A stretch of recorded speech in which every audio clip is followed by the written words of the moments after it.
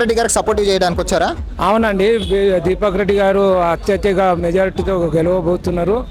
ఇది ఒక ఈ బై ఎలక్షన్లలో ఇది ఒక చరిత్ర సృష్టించబడుతున్నది. కానీ అటు సైడ్ గట్టి పోటీ అనుకోవచ్చు కదా. ఒకసారి నవీన్ యాదవ్ గారు, ఇంకోసారి మాగంటి సునీత గారు ఉన్నారు. అంటే గట్టి పోటీ అని అంటే ఆయన 420 హామీలు ఇవ్వడం జరిగింది. ఆ 420 హామీల లోపల ఒక 4 హామీలని ఆయన పునరుద్ధరిస్తున్నాడు.